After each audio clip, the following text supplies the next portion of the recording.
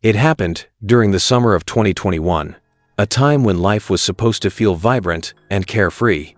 For me, though, it was anything but. I had just turned 19, stuck in that awkward limbo between adolescence and adulthood. My life lacked direction, and my bank account was nearly empty. In desperate need of cash, I picked up a job delivering pizzas for a small family-owned restaurant in the suburbs. It wasn't glamorous, but it was something to keep me busy and distracted from the existential dread gnawing at my insides. That Friday night started like any other.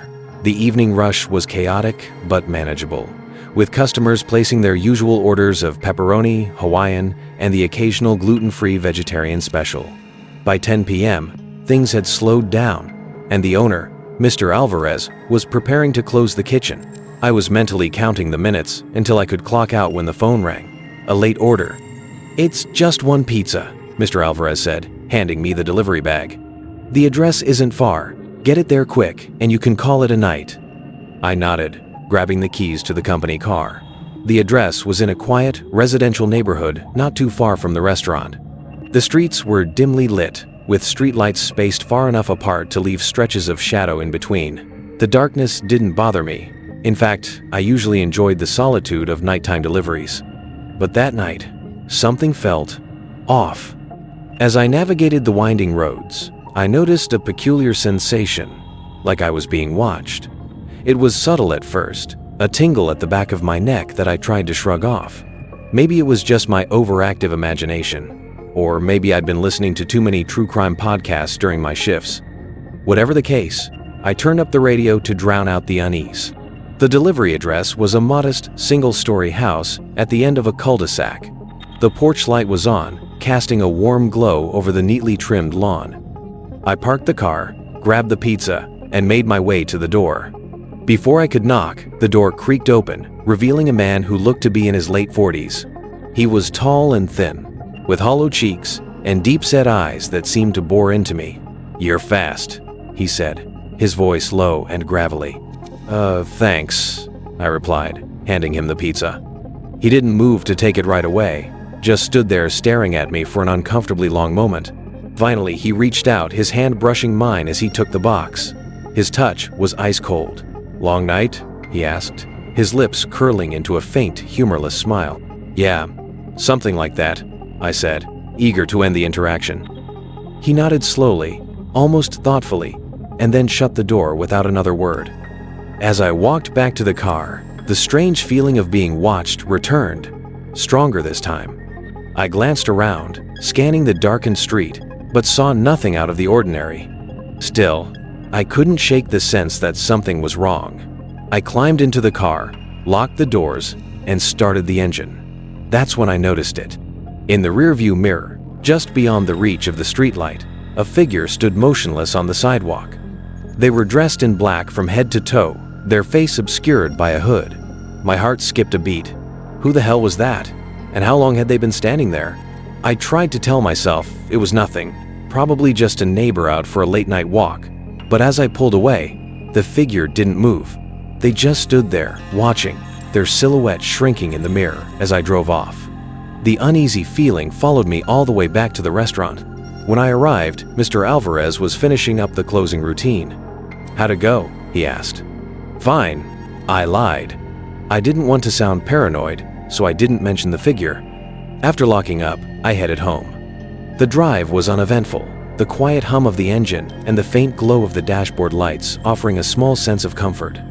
But that comfort evaporated the moment I pulled into my driveway. There, standing at the edge of my front yard, was the same hooded figure.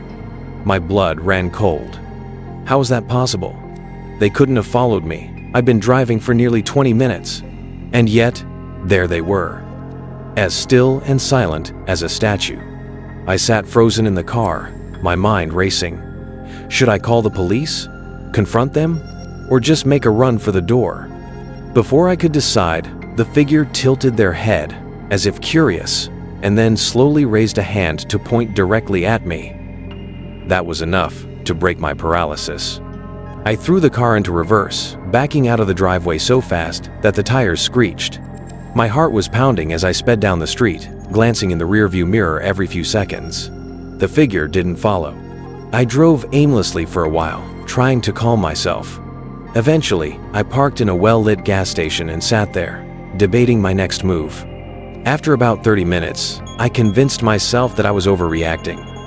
Maybe it was just a pranksome weirdo trying to mess with me. Still, I wasn't ready to go home just yet. I decided to head to a nearby diner that stayed open late.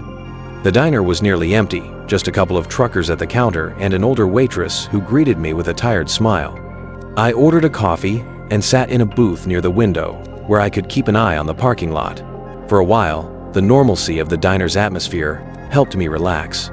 But then, out of the corner of my eye, I saw movement. The hooded figure was outside, standing under a flickering street lamp. This time, they were closer, their features still hidden but their presence unmistakable. I felt a wave of dread wash over me. How had they found me again? And what did they want?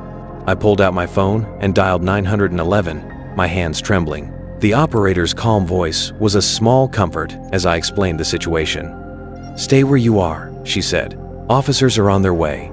I hung up and glanced back at the street lamp. The figure was gone. By the time the police arrived, I was a nervous wreck. I told them everything, from the delivery to the figure in my yard to their appearance at the diner.